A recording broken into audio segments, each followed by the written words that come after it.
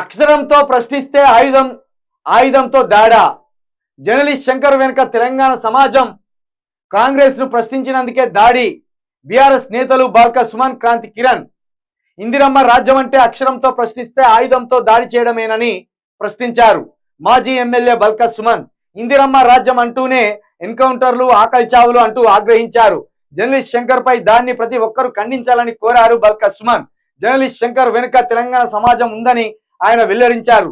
Journalist Shankar పై దాడి చేయడమే ఇందిరమ్మ రాజ్యమా అంటూ బాల్క సుమన్ ఫైర్ అయ్యారు. అత్యంత దారుణంగా ప్లాన్ వేసి మరీ జర్నలిస్ట్ శంకర్ పై దాడికి తెగబడ్డారు.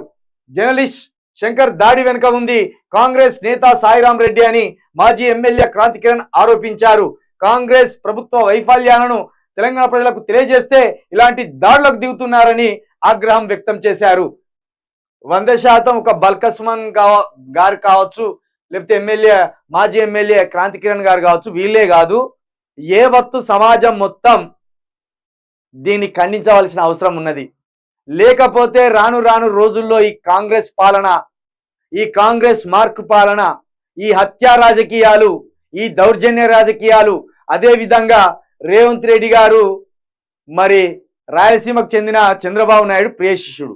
అంటే రాయలసీమ ఫ్యాక్షనిజాన్ని అణువణువున వంట పట్టించుకున్న నాయకుడు. ఇక్కడ ఆయనకు ప్రాణాలు తీయడం పెద్ద బాధాకరం ఏం కాదు. ఆయనకి ఎంత అంటే సీమ మనం నడతాను చచ్చిపోయినట్టు. కాబట్టి ఇలాంటి దాడులకు, ఇలాంటి నేరాలకు ప్రభుత్వమే పాల్పడకుండా ఉండాలంటే ప్రతి ఒక్క పార్టీ నేత ఖండించాలి.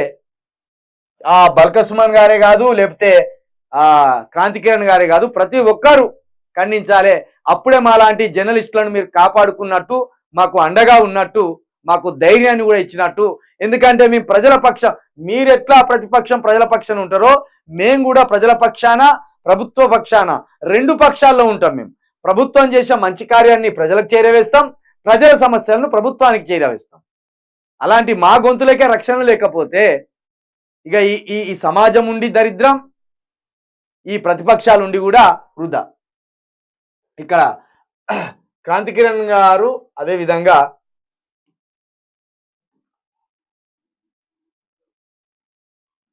బల్క సుమన్ గారు మాట్లాడిన ఆ వీడియో ఉన్నది.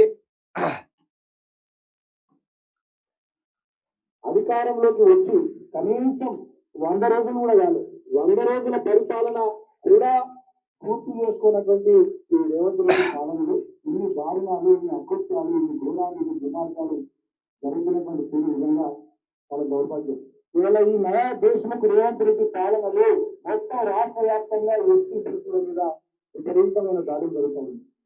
సింగప్రవీణ్ జర్నలిస్టు, అదేవిధంగా శంకర్ జర్నలిస్ట్ ఉన్న గౌడ్ బీసీ, ఇట్లా బీసీ సోదరుల మీద, దళిత సోదరుల మీద రాష్ట్ర వ్యాప్తంగా విపరీతమైనటువంటి దాడులు జరుగుతూ ఉన్నాయి, అకృత్యాలు జరుగుతూ ఉన్నాయి. ఎస్సీ బీసీ గురుకులాల్లో ఎస్సీ బీసీ అమ్మాయిలు ఆత్మహత్యలు చేసుకుంటా ఉన్నారు. నయా దేశం భువనగిరి దగ్గర ఇద్దరు యాదవ సామాజిక వర్గానికి సంబంధించిన అమ్మాయిలు ఎట్లా చచ్చిపోయినలో, ఎందుకు చచ్చిపోయినలో ఇంతవరకు ఒక ఎంక్వైరీ లేదు. ఇంతవరకు దాని మీద ప్రభుత్వం స్పందించింది లేదు. 10వ తరగతి చదువుతున్న ఇద్దరు అమ్మాయిలు యాదవ కులానికి సంబంధించిన వారు. ఇక ఇంతవరకు అది జరగలేదు, ఏం జరగలేదండి. ఇక